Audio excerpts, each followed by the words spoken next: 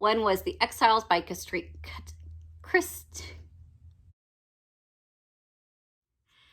Hello, beautiful people. My name is Kristen. Thank you for stopping by my channel. Today I have the new books that I have gotten in the past like 2 weeks. So I did a unhaul recently of 22 books for 22, and I now have added 19 back. So not much progress on making space on my shelves, but a lot of progress in getting a lot of great books that I've wanted. I have several different reasons and sources of these books. First, Barnes & Noble had their 50% off hardcovers, so I picked up Frederick Backman's The Winners. This is the third and final in the Beartown series, which I loved 5-star Beartown. And then this is the conclusion. So I look forward to getting to that sometime now this year. I also had picked up As Long as the Lemon Tree Grows. This seemed like a beautiful story that was a little bit similar to some of my other 5-star reads. So I just think it's a beautiful cover too. Isn't that amazing? So this is, if you haven't followed my other Lemon Tree stories, this one centers around Syria. So all of them have been over like Middle East, Palestinian, that part of the world, and the conflicts there. So really, really looking forward to that one. This one I picked up Fellowship Point. I just thought that it sounded like a really interesting story, and at half price I decided this is the one that I don't know about that I was going to pick up and try out. It says, a celebrated children's author, Agnes Lee, is determined to secure her legacy, to complete the final volume of the Franklin Square series of novels, and to permanently protect the Fellowship Point, the majestic coastal Maine peninsula, where she spent 79 summers of her life. So this just sounded like book meets nature meets family drama and saga. And again, I thought the cover was beautiful, and I picked it up half price. I picked up Gleanings. This is the Neal Shusterman that has he always has really deep philosophical debates within kind of a YA, easy to read, dystopian world kind of setting. So this one is the understanding that you are no longer allowed for any reason to abort children or to have family planning. You have to have all children. But when anybody turns 16, your parents have the right to decide if your life goes on or not. At least that's what I think it is. So very, very interesting premise and situation there. And, you know, I'm like, you know, as a youth pastor, it's really funny to like think about teenage angst and you know, how we get so melodramatic about the relationships between teenagers and adults. But really, I mean, really.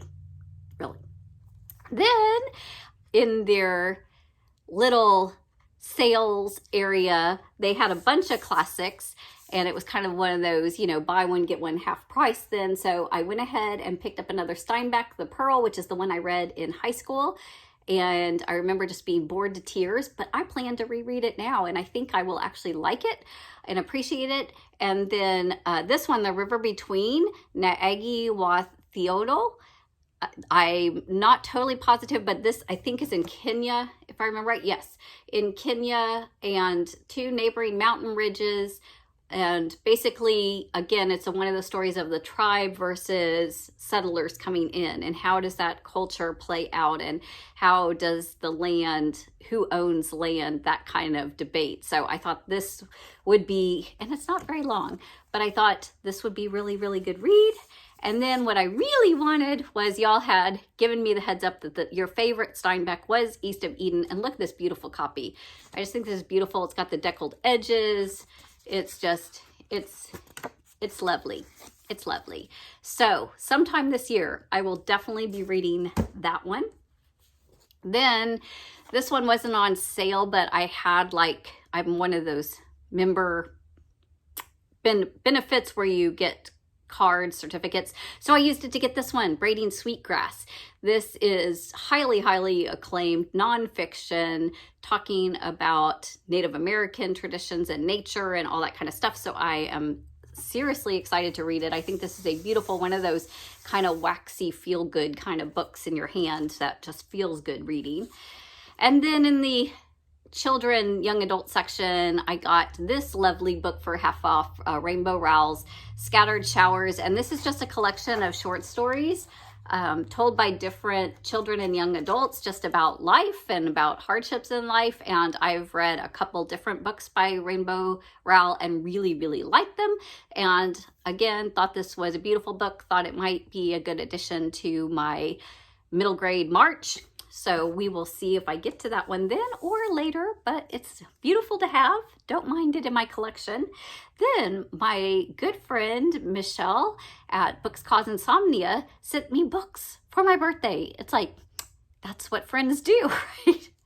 So I have several here. The Broken Road, Peggy Wallace Kennedy. This is a story of racial reconciliation. I think if I can get to this one in February, I'm going to put it on my possibilities for then to go along with my reads then for Black History Month. And she sent to me a autobiography of Benjamin Franklin. I am reading through Presidents and trying to read a lot of back about the Mayflower, Revolution of America, all that kind of good stuff. And, you know, this is stuff we learn about in school, but it's really actually satisfying as an adult to go back and read a fuller account and read it from the perspective of what you want to know about it. So I look forward to learning a little bit more about Ben Franklin. This is another one she sent. Look at this beautiful cover. Isn't that cool? It's like 70s-esque. So Mr. Penubras 24-hour bookstore. So this is basically Great Recession has shuffled Clay Janin away from life of San Francisco web design drone and into the aisles of Mr. Penubras' 24-hour bookstore. But a few days on the job, he discovers that the store is more curious than either the name or the gnomic owner might suggest. So, mysterious bookstore, man kind of in a stage of life transitioning. That's all I need to know. This is definitely going to be a really, really awesome read. It seems like something I'd want to read on beachy or vacation, but we'll see when I get to it. And then she sent me two more. Bright Precious Things, a memoir. This one won a Pulitzer Prize. Gail Caldwell traces a path from her West Texas girlhood through her emergence as a young daredevil and then as a feminist, a journey that's reflected in systemic shifts in culture itself. California, Mexico, and up and down the dark road. So Texas on a journey.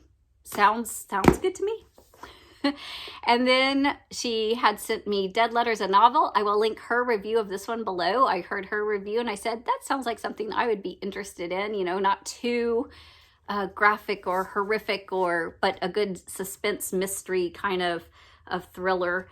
So I look forward to picking that up. Then I took some books to the used bookstore and got some credit. I ended up only taking home 2 books, which is great because I turned in like 18. So I got Charles Dickens' Bleak House. I thought this was a nice addition. And basically, you know, it's free for the credits of my book. So I am going to read David Copperfield for Victober. So that one is not going to get read this year, but I wanted to have it and pick it up while it was available and I had my credit. And then I also picked up another Anita Shreve.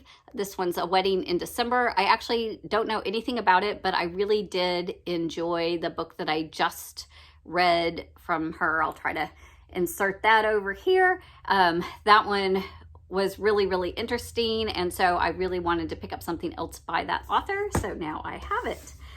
Then some friends from church have a book club. I'm not part of the book club, but they said, hey, there's a couple books we've read that I think that you should have. So they basically gave me their copies when they were done with their book club. One of them was The Exiles by Christina Baker Kline. I have no idea what this is about, and that's okay. I think I kind of want to go into this blind. It basically has like a ship out to sea, and I think it was a historical fiction that had, you know, a lot of political intrigue, a lot of, you know, a romance, all this kind of stuff. But supposedly it had something for everybody and was a huge hit at the book club. And they thought that it would be something that I would totally love. It was, one of the ladies said it was her favorite book of 2022. So I'll give it a go. And then she also gave me Kate Morton's The Forgotten Garden. Don't know much about this one either, but you know, sometimes you just got to have those books that you don't know and you can just go into and discover them. And then I have been on a Thomas Hardy kind of love-hate cycle, and right now I'm in a love phase, and so I decided I really wanted to get to know the author more. This is an old library book that I picked up for very, very inexpensive from thrift books. I basically paid shipping and got it for like $1, and I was like, I'm down with that. I'm down with that. So I'm not sure. This one is by Claire Tomlin, so it has pretty good reviews on Goodreads. And I look forward to getting to know more about Thomas Hardy. From what I remember so far, he just had a very kind of tumultuous life. I think he had a couple different marriages. He was just very, very, very interesting in his beliefs, which comes across in his books. So those are 19 books that I am adding to my TBR. If you've read any and you want to encourage me to bump them up on my list, please leave me a comment below. If you are interested in any of them and want me to get to them sooner rather than later to review, leave me a comment below. I appreciate you stopping by. I am going to try to bring it in, tone it down, not do any more buying unless there's just a really, really good reason I need it for a specific book club or buddy read or something of that nature. I'm just gonna kind of put a hold on my personal buying and try to read back down some of my ever-growing stack because my bookshelves are out of room. I'm gonna have to like stack them by my bed again, but that's okay. I love these book problems. Y'all have a wonderful, wonderful day. Happy reading. Take care.